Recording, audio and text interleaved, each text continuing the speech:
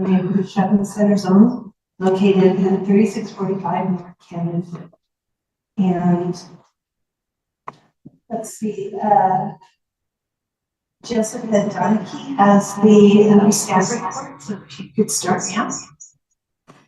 Thank you. Yes. Give me 1 second. 1 second. I used it.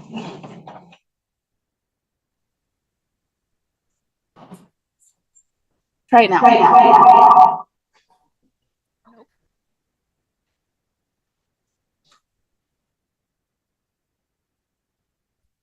Okay, testing. Oh, we're good. Okay. Yes, thank you. So we're just going through the item that was continued from our last Board of Adjustment meeting.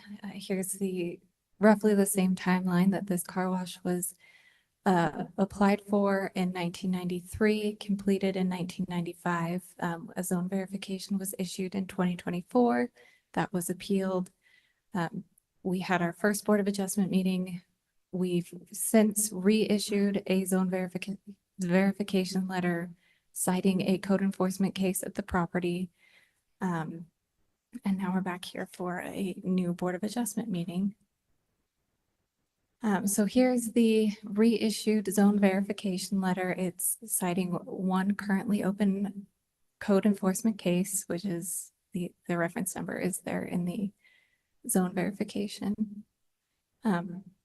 Just as way of information, Provo City Development Services Code Enforcement enforces Titles 6, 7, 14, and 15.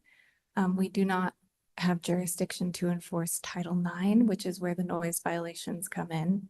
That's why police have been involved in enforcing that concern. The code enforcement case that has been opened is to address the concerns around lighting and around the hours of operation. To the side of the slide, you'll see a small graphic that just goes through the enforcement process. Once we have a code enforcement case, an officer will be assigned to investigate that. When violations have been confirmed, that the property owner is given notice. From there, they have a time period to comply. After which, if they have not complied, it gets escalated to our legal department. They get an additional 30-day notice from our legal department. And if the property owner still hasn't complied, it gets escalated to court and it gets put on the next month's court docket. Right now, with this code enforcement case that's been opened, the property owner has been informed of the violations and is working in that time period to come into compliance with the code. Additional concerns that were raised at this property were addressing the required setback on corner lots. The car wash, the north side that is adjacent to 3700 is 15 feet back. And the section of code for corner lots in this zone requires that only for the street side yard. 3630 is not a public street and did not exist when the car wash was built, so that 15-foot setback does not apply. And the other concern was about the location of the automated car wash and the construction of a 6-foot wall to run the entire length of the property line. Development Services sought input from the city's attorney's office, and we're made aware of state law that prohibits us from requiring any structural changes to an existing structure that was built with permits after a 7-year period, unless there's a life, health, or safety concern at the property. So that's everything that we have. Do you have any questions?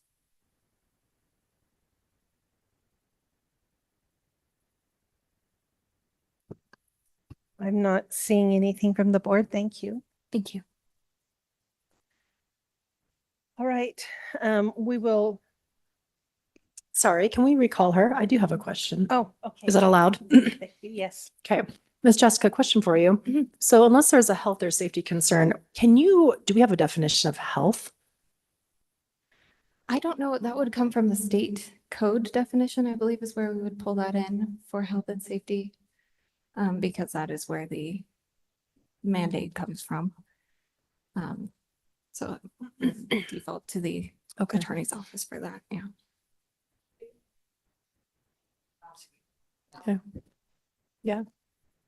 Okay, let us know if you've got anything.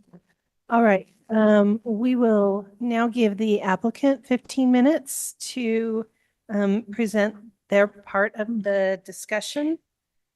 You'll hear a ding when the time is up if you take the full 15 minutes. I doubt I will. Thanks so much.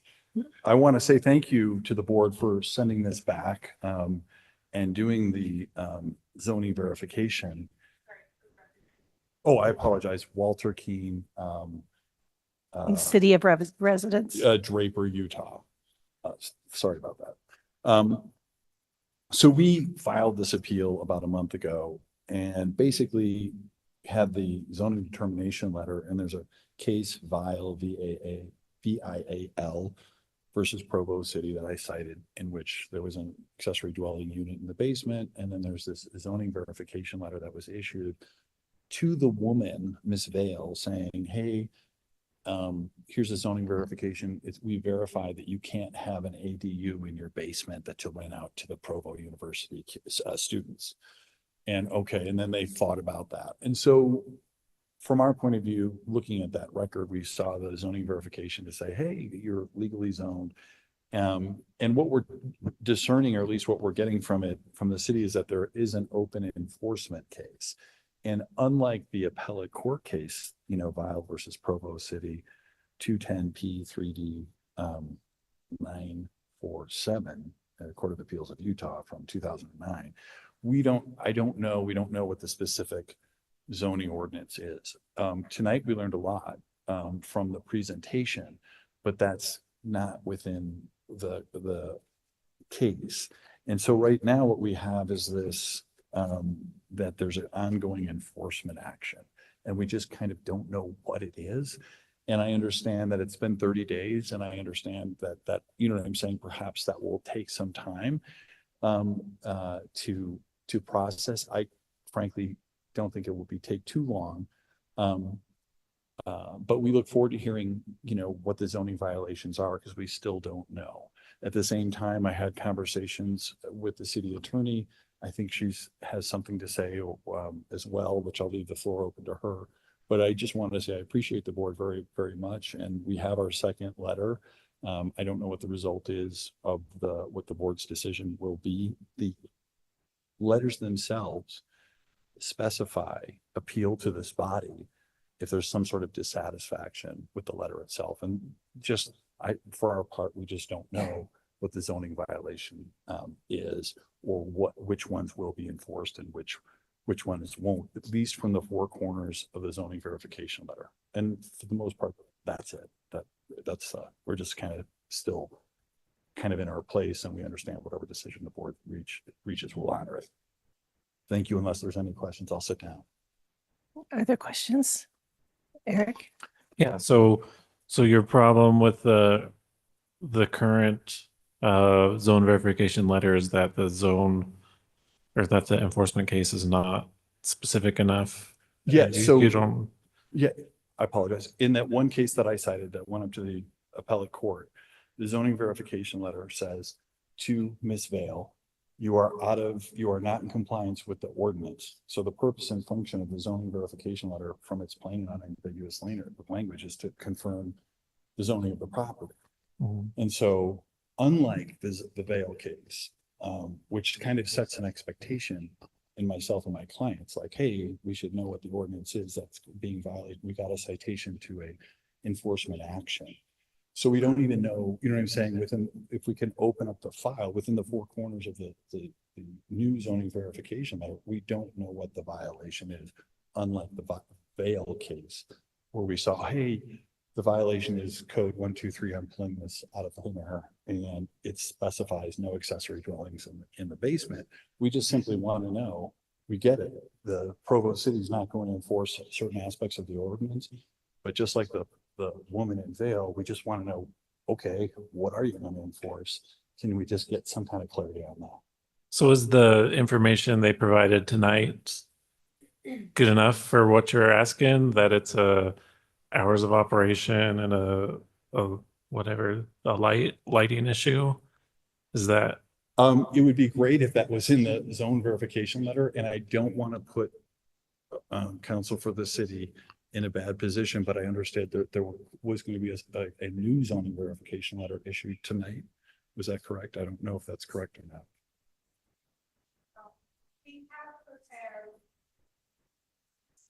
The city has prepared a new zone verification tonight to please the complainant in this case to clarify our form. The previous form did state current violations. My understanding is that the zone verification does not make determination about the current violations. The understanding from staff is that whether there was an open case or not. So the city has modified that form to state, is it listed open cases or listed cases? List of open cases. And the answer will be the same as the second letter that was issued, one open case under investigation. Is that going to be any different than what is currently, what we just saw on the screen where it said there was a current open case? Up here where the bottom of the first page, it says current violations, currently one open case. Members of the board, we do have a copy of this letter. May I approach? Yes.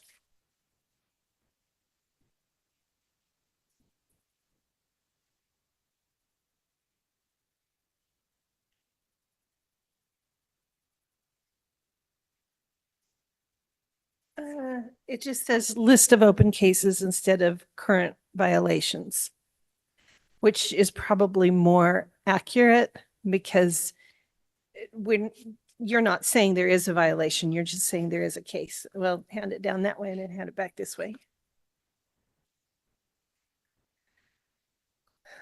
Okay, that makes sense. Council, do you have a copy of it yet?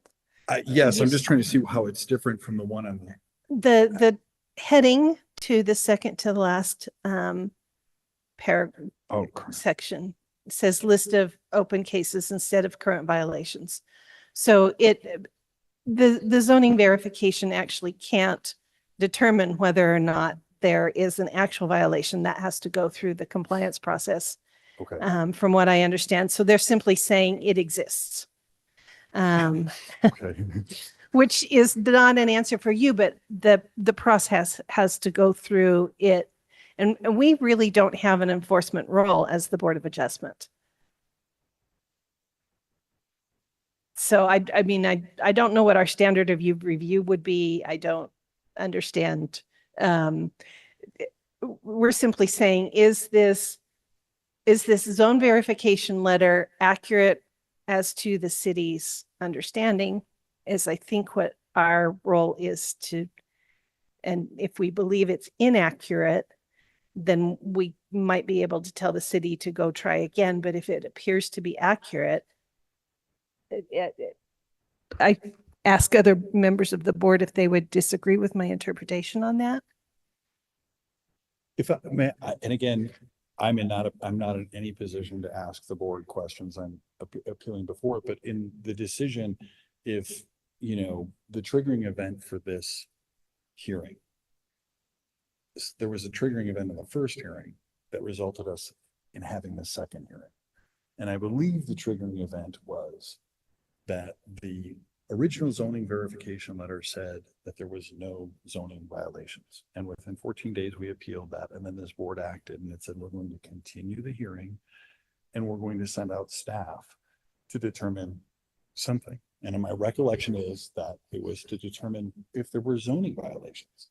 Now, from what I understand, the board is saying, well, the triggering event that led to this hearing has been satisfied or that box has been checked. And I guess that's the problem that I'm having difficulty with, because I discern no difference in my client's position now than I did a month ago, in the sense that there was a woman who got a Provo zoning verification letter.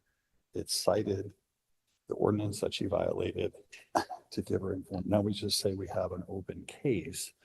And so if the reasoning that was employed by the board in the first hearing to continue this hearing should respectfully is employed again, that same reasoning would seem to suggest that it could be continued for yet one more month. And then the city of Provo will have had 60 days or 2 months to conduct an investigation and report back to the board and give us a zoning verification letter that's in accordance with what was presented to the appellate court, which is, these are the violations that have occurred. And if the zoning verification letter comes back and says, due to the passage of time or latches or waiver, or somebody didn't get up and contest itself at that time, then to my mind, the role of the zone verification letter would have been resolved. And that's all I have to say. Thank you. Okay. I hear that. We do not have any sort of record of the previous, I mean, you had the appellate record of the previous case, but we don't have any city record of the Okay. previous case.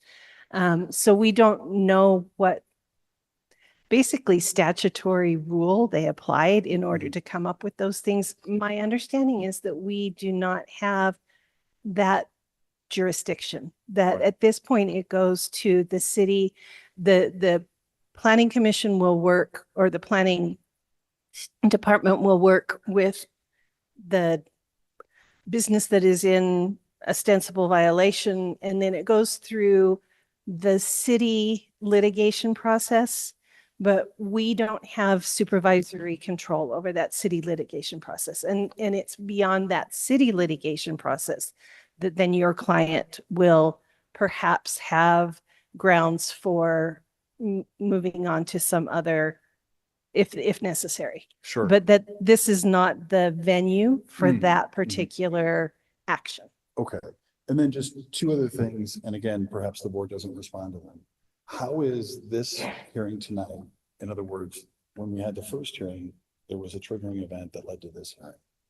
And that triggering event, I'll submit to the board, was that we didn't know what the zoning violations were.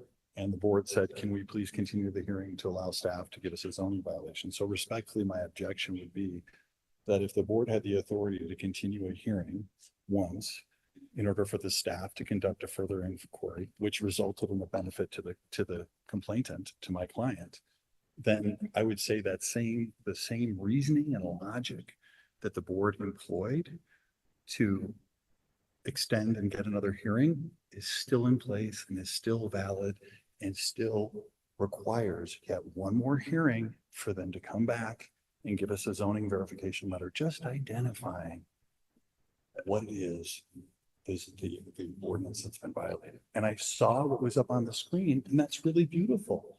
And perhaps if they did that, then I would be satisfied and understand, and I could go to my client and they could say, why do we pay you all this money? And I'd have a reason, but right now I don't. And so it would be really helpful to just be able to get out of this, hey, what exactly is a zoning verification? And that's what my request. And if you guys are done, I can sit down. I think my time is Okay. up. Did you have? Okay. Thank you. I would be interested in hearing from city legal counsel as to what their perspective is on this. Madam and Chair, What our role would be. Yes. before we do that, this is a public hearing. Perhaps you want to finish taking public comment and then close the Okay. public hearing, and then we can go to the attorney. Thank you. That would be good. All right. So yes, let's move on to, we do have time for public comment. I see the neighborhood chair over there who is indicating that she is not, doesn't have anything to add at this point. If there are other members of the public who have comments that they would like to make at that time, we will give each person 2 minutes to make a comment. If you are interested in making a comment as a member of the public, please come forward now. Okay, if you would state your name and city of residence. I'm Dan Larson and I'm from Provo. I'm the person who lives next door to the car wash.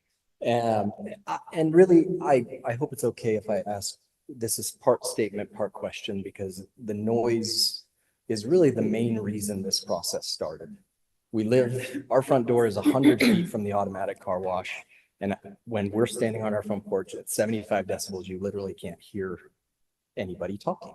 And it's often upwards, excuse me, of 75 decibels. And I know that the police are who enforce that. And based on an email that was also included in this packet, the police officer said, yes, this person's over the noise ordinance, but we're not going to sit there writing tickets all day. What do I do to get someone to enforce this? And also, the police, when he was measuring these things, I don't think he included any of the decibel readings in his email that he included. But when the police officer was taking these, he was basing that there's 4 kind of noise ordinance categories that businesses fall under. And the highest allowed noise is 85 decibels of any industry in all of Provo, 85 decibels. And he's including a car wash in a residential area in that category, where a railroad station is in that same category. And this is something that's right across the street from me. And so I don't know how the interpretation of that noise ordinance is happening, but I feel like he's, aside from the fact that he's saying, oh, he's only over the noise ordinance at night, that's only because he's awarded the car wash through his interpretation of the ordinance the highest decibel rate. So I don't know if this is even the body that I should be approaching this with, or how we figure out who to talk to get this enforced in a way. Okay, I think I can answer that we are not the body that has the enforcement authority. Okay. That's probably the Provo court. And I would refer you to Mr. Pepperoni or to the city council, because that's a legal enforcement Sure. thing, and I honestly don't see where we have any jurisdiction over that. Yeah, I guess it was more of a question than and as part of a statement, just to make, I guess, even the city aware that the police officers who interpreted this zoning law and who is supposed to enforce it, but he doesn't want to enforce it. Obviously, it's a pain for him, and I'm sure it's a pain for everybody, but I just don't understand who I'm supposed to be working with to get that which is the most major part of this issue enforced. So, Okay, thank you. I wish you luck. So, all right. Anything else from the public on this? All right. If there are no more public statements, we will close the public comment portion of the meeting. And we will have, we would like to invite the council to come forward and respond to the applicant's counsel in terms of what our role is legitimately in this situation.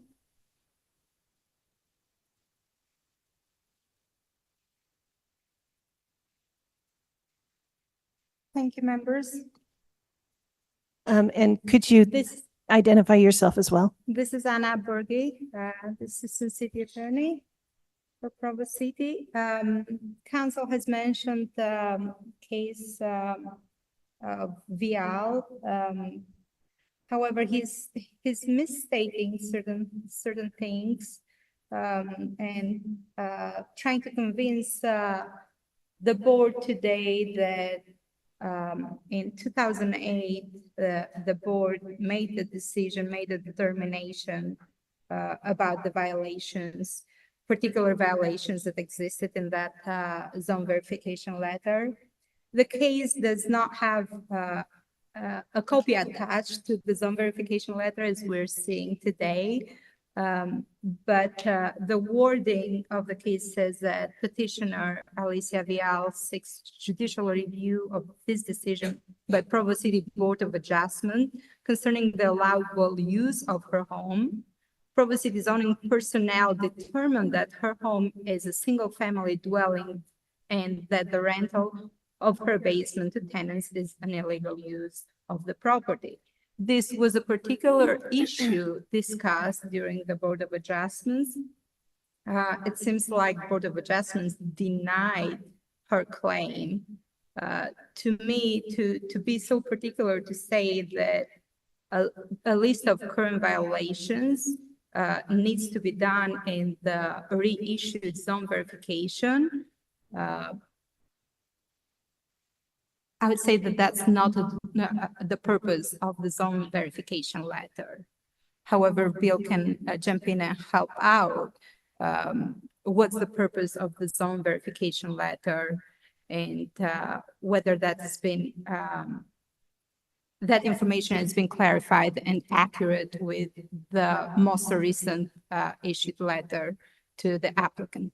So my understanding is that in the previous case, the applicant was claiming a different zone than what the city was identifying as the correct zone. In this case, there's no question as to what zone we're talking about. We're talking about other issues in terms of compliance with the zone that has been identified, but the identification of the zone itself is not in question. I believe And- the and- issues are different, yes. The determination from the Board of Adjustment was handling a different issue that was what was permitted within that zone. And we are dealing with a different issue, the current violations, which I don't believe that's the purpose of the zone verification letter. Bill can explain Okay. further. Scott, go ahead. Hi, Scott Johnson. I'm the zoning administrator. I oversee the creation of these zone verification letters for the city currently. So the purpose of a zone verification letter is to provide the applicant with information regarding the property itself, what the legal use is, what the zone that overrides the use within that area. And yes, historically, there's been a section that has been titled current violations. However, it's never been used to list out what the actual violations are. We've simply used that field to notify somebody whether or not there is an open case. And so I don't know of any instance where we've actually listed specific code violations that existed on a property in that field. Okay, thank you. To the Questions chairs. for Anna or Scott? To the chair's point about the jurisdiction of this board, the section of the ordinance that enables the Board of Adjustment to hear appeals of an administrative decision says specifically in it that the board has the ability to hear those administrative decisions in the interpretation of any provision of this title. This title means Title 14, which is commonly referred to as the zoning ordinance. As you've heard, Title 9 is where this noise violation seems to exist. So I would say that, as the chair suggested, I don't believe the board has jurisdiction over Title 9. The city attorney can correct me if I'm wrong, but can't any property owner file suit against a neighbor to enforce a city ordinance? They may, so it's still discretionary. The enforcement is discretionary and is not within the jurisdiction and authority of this board tonight. Right, and I think Bill's talking about direct, basically resident to resident action. Exactly, yes. Civil action, yes. Okay, And if we were to make a decision about something that we're not allowed to enforce, it leaves us open to more liability as a municipality. well, I think it's void void from the outset because we have no jurisdiction. That's generally the, if subject matter jurisdiction is not, doesn't exist, it doesn't exist. The Okay. Object. the enforcement, hope I can get the last word because I'm the. I'm sorry, but you do need to wait, but the enforcement of the zoning ordinance is an executive decision. okay. All right. It's not administrative, it's executive. The enforcement is an executive decision, whether Okay. we can, the discretion to enforce. Okay. Thank you. Okay. Mr. Keane, I'm going to give you 1 minute. But this is like Sure. not, thank you but for the we're not minute. My name is procedurally accurate, but this is, we'll give you that. Sure. So thank you for allowing me to respond to the fact that I misrepresented something. I'm going to read the case to you. Vile received a zoning verification letter from Provo City classifying her home as a single-family dwelling and deeming the rental of her basement apartment illegal. The residents of the Provo City complained, and that was the triggering event for the zoning enforcement letter, just like it's now. And this is paragraph 12, Title 14, Chapter 36 of the Provo City Code governs non-conforming uses of property in Provo. I know we're not dealing with a non-conforming use today, but in the zoning verification letter, it discusses 3 ordinances are relevant for the review by the appellate court of the zoning verification letter. And they went through the burden of proof, non-conforming uses, and abandonment of a non-conforming use. And they discussed, these are the cases, these are the ordinances. And then when she came before this body and made those arguments, those were the ordinances that were cited. I'm out of time, so I just would say I object. I didn't misrepresent anything to this board. Okay, thank you. I am going to note that the public comment portion of this is closed now, and it's time for the board to deliberate. Eric? Yeah, I have one more question for maybe the zone people or the legal. Is the draft of the new zone verification letter, is that going to be the format all the zone verification letters with the new wording instead of current violations? It'll say pending. List of, Yes, yes. Okay. Moving forward, this is the way our form will be formatted. Okay, thank you. thank you. Because to me, I'm just looking at the zone verification letter and whether I think that is whether it's good enough or not for and everything in it is accurate and I don't see anything in here that really needs to be changed, especially if they're changing that from Label. current violations to The list. the listing. Yeah. Okay. Amanda, did you have a comment?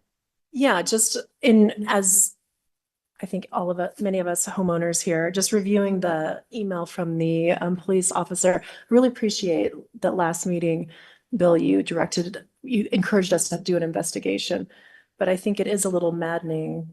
This is totally like not germane to what we're talking about tonight, but that we didn't look at the noise after hours because the workday only extended so far.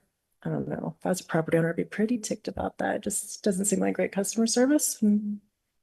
No. I could. It's a comment. Okay, I can't touch this. Every time I do, it goes staticky. All right. Did you have comments? So the violation case that's cited here, are those records public or are they private? Because because if those are private, then we shouldn't reveal them here. We kind of defeat the whole that would defeat the whole purpose of the privacy. If they're public, then here's the answer. Yeah, sorry, I jumped the gun on that. To answer that question, code enforcement cases are enforced through a criminal procedure, so they are private until the case is closed. At that point, they can be grammar requested and they will be considered public information. So is it, if we're just kind of boiling this down, it seems like there's information that, the aggrieved party here would like to have that just isn't available yet. Yeah, generally speaking, if we get calls about an open code enforcement case, we give very broad strokes. we can't give specific information basically to not compromise the investigation. Okay. And it's safe to say though that those investigations would not have anything to do with, Title IX that we've been talking about. Sorry, can you say that again? So that but safe to say that would not, our current investigation would have nothing to do with noise. Well, correct. Yeah, that would be through police enforcement. So the enforcement actions that are currently open Mm. are Title IX actions, right? Zoning does have a Title 14 case open for. There is a Title there is 14 case there is open. that violation, the CELITE 2025. And that is investigating into complaints regarding the lighting and the hours of operation. Okay. But thank you. That's helpful Oh, for Ms. me as well. Donahue, can I ask a quick question? Sorry, you said that the results would be available via grandma request afterward. The legislature recently did something with grandma. Do we, the state legislature, anyone aware? I don't know if it's, I thought it was, are we good? Is that still going to be an option for recourse? I am Okay. not aware yet of how the legislature has changed that. Okay. I just know it's Yeah, a they may be topic. I don't know if talking there's about it, any, but I don't know if it's been voted on yet. yeah. Okay. Okay. Any other comments from members of the board?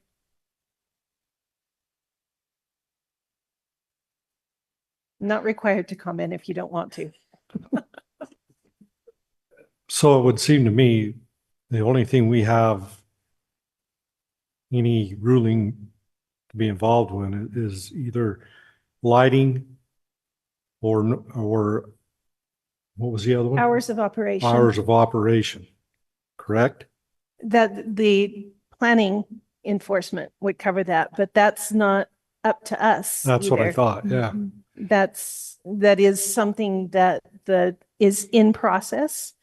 And the only question we have before us that I can tell is whether or not this zone verification letter as amended is an accurate representation of the city's understanding of the current zoning status.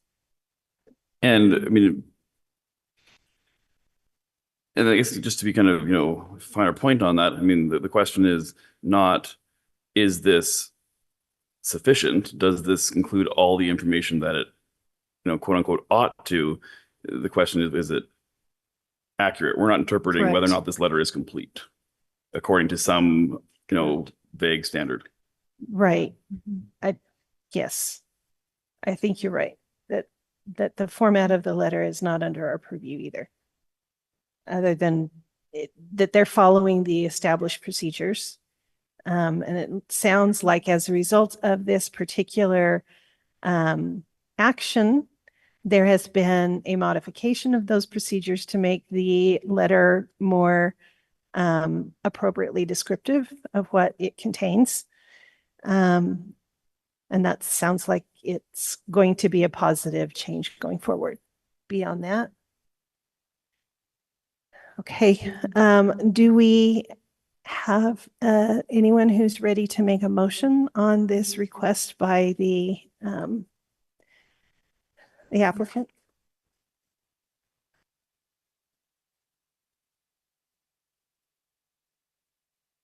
The chair cannot make a motion. I'll make a motion that we deny the request.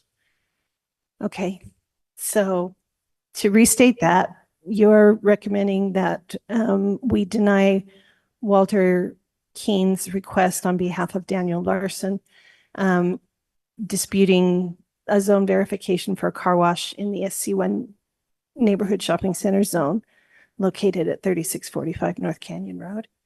Yes. Okay.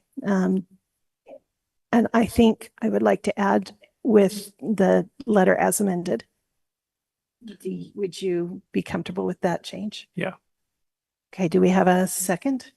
I'll second that. All right, thank you. Let's go ahead and vote.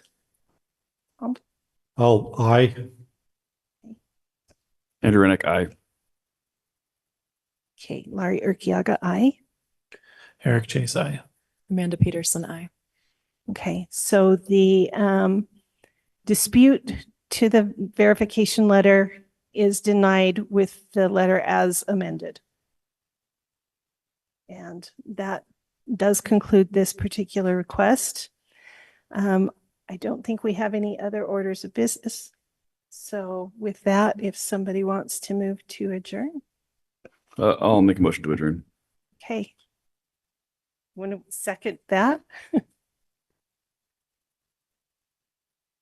Do we Yes, have a I'll second? second. Okay. All in favor? Aye. Aye. Aye. Any opposed? Okay. Thank you.